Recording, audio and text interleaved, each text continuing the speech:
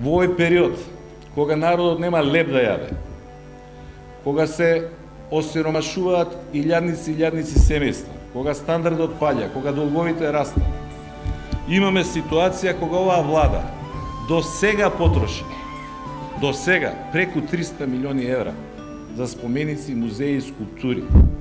Ова силување на еден град, ова силување од урбанистички, од културолошки, од цивилизацијски, од економски, од финансиски аспект, немојте да мислите дека го прават затоа што се големи љубители на уметност, затоа што се големи почитувачи на историјата. Главниот мотив кај нив е тоа што ваквите проекти се најподатливи за криминал, најподатливи за корупција. Затоа ги имаме најскапите споменици токму во Скопје, споредено со било каде во Европа. Не може студенти на плошта да се тепаат, а професорите да ќутат. Не може. Не може да се укинува автономијата на универзитетот и да излезат 30 професори да протестираат. Не може она што пред малце оговорев. Министер 200 се извинувам, од 1200. Не може министер за здравство да биде Тодоров, а да бидат построени специјалисти, имиња и презимиња што тежат и во Македонија надвор и да му ќутат и да му се клањаат.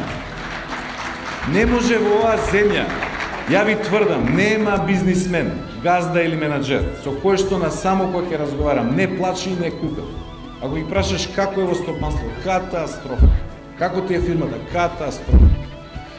Кога ќе отидат во стопанска комора пред камери, едната или другата комора, или кога ќе ги прашаат каква е ситуација, па поприлично е подобрен економскиот амбиент.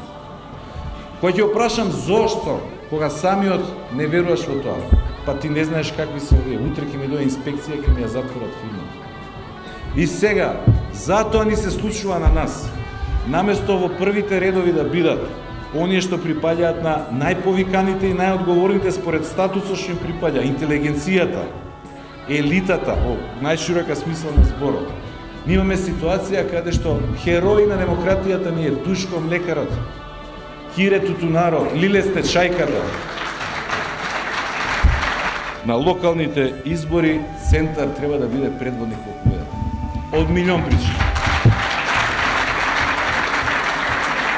Затоа што е најурбаната населба и општина во цело Скопје. Ама тоа е и најурбаната општина во цела Македонија. Прво, затоа личи Центар да биде предводник. Втора работа, затоа што најголемите пари ги фрлија во општина Центар. Треба на другиот дел на Македонија да им покажете и да им покажеме, бидејќи јас сум од Центар, дека нема да дозволиме со лажна уметност и лажна историја да не купат наш граѓаните на Центар.